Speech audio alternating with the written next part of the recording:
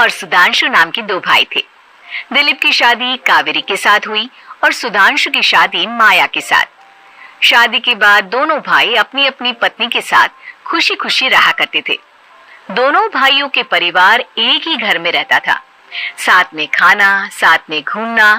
कुल मिलाकर दोनों भाइयों का परिवार खुशहाल परिवार था। कुछ सालों के बाद दिलीप की पत्नी कावेरी को एक बेटा हुआ।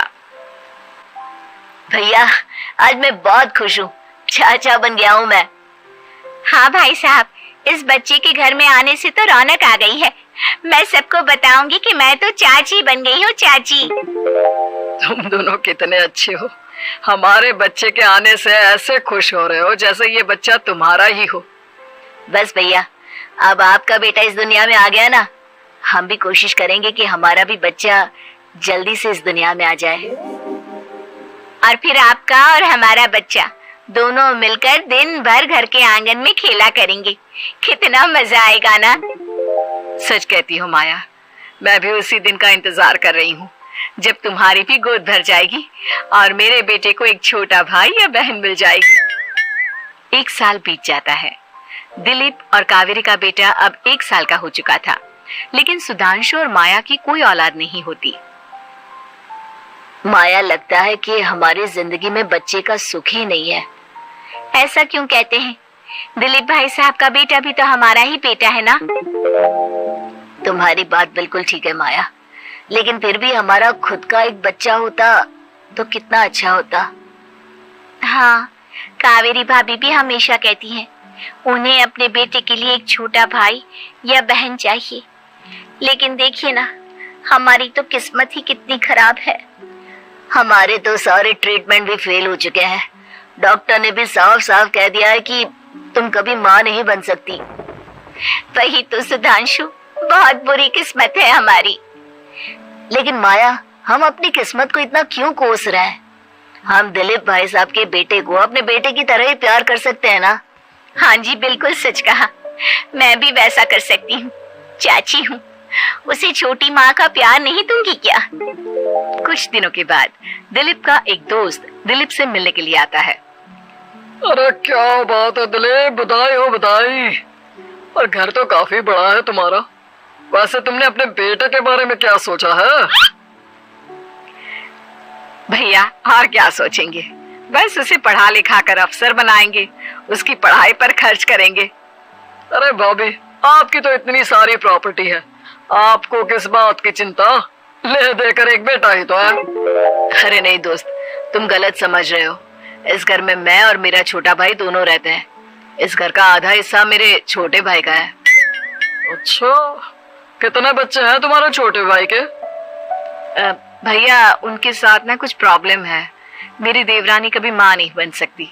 अरे फिर किस बात की चिंता?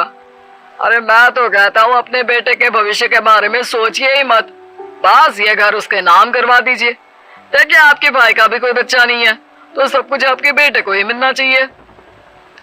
लेकिन ऐसा करना क्या सही होगा?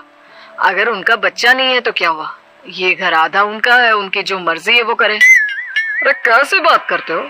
उनकी कोई औलाद नहीं है, वो क्या करेंगे प्रॉपर्टी अपने नाम रखकर? हाँ, वैसे भाई साहब आपकी बात तो बिल्कुल सही है। अब जो कुछ भी है वो हमारे बेटे का ही तो है। आखिर वही तो इस घर के वंश को आगे बढ़ाएगा। मैं कल ही देवर जी से बात करती हूँ। अगले दिन सुधांशु और माया, इधर आओ, तुम दोनों से बहुत जरूरी बात करनी है मुझे। बताइए ना भाभी, क्या बात है? आपको कहीं जाना है तो आप अपने बेटे को मेरे पास छोड़कर जाइए, मैं ही पूरा दिन रख लूंगी उसे। अरे नहीं माया, वो तो मुझे पता है। मैं किसी और चीज के बारे में बात करना चाहती हूँ। बताइए ना भाभी, क्या बात है? देखिए देवर जी, आपका कोई बच्चा है नहीं, लेकिन मैं जानती हूँ कि आप हमारे बेटे को अपने बेटे की तरह ही प्यार करते हैं। भाभी, बेटे की तरह नहीं, वो हमारा ही बेटा है। मेरे लिए तो वो मेरा ही बच्चा है।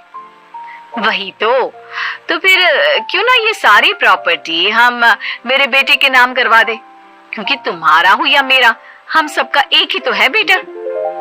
लेकिन भाभी, अभी तो वो सिर्फ 1 साल का है, अभी से प्रॉपर्टी उसके नाम करवाने का क्या मतलब है? देखिए देवर जी, जो काम जितना जल्दी हो जाए ना उतना अच्छा। आने वाले वक्त का क्या भरोसा, भाभी भरोसा क्यों नहीं, हम तो हमेशा आपके बेटे को माँ बाप की तरह ही प्यार करेंगे।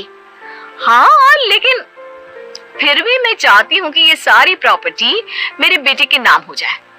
अब मुझे नहीं लगता तुम दोनों को इसमें कोई भी परेशानी होगी, है ना? भाभी वैसे तो आप जो कह रही हैं वो बहुत जल्दबाजी है, लेकिन फिर भी अगर आपको ऐसा लगता है तो ठीक है, कल ही प्रॉपर्टी के पेपर बनवा लीजिए, मैं और माया उस पर साइन कर देंगे। इस तरह से अगले दिन प्रॉपर्टी के पेपर बनवाकर सारी प्रॉपर्टी दिलीप और कावेरी के बेटे के नाम पर करवा दी जाती है। कुछ दिनों के बाद सुधांशु, सुबह सुबह ये कौन लोग आ गए हैं तुम्हारे घर पर? भैया वो ऊपर वाला कमरा खाली पड़ा था ना, सोच रहा था किराएदार रख देता हूँ। लेकिन किराएदार रखने से पहले आपने हमसे पूछा भी नहीं। भाभी, इसमें आपसे पूछने वाली क्या बात थी? हमें एक ही कमरे की जरूरत थी, इसलिए सोचा दूसरा कमरा किराए पर दे देते हैं, कुछ इनकम हो जाएगी। अरे माया, ये सारी प्रॉपर्टी अब मेरे बेटे के नाम पर है और यहाँ पर जो कुछ भी होगा उसके लिए तुम्हें मेरी या दिलीप की परमिशन तो लेनी पड़ेगी ना। हाँ सुधांशु, तुम्हारी भाभी ठीक है तो कह रही है।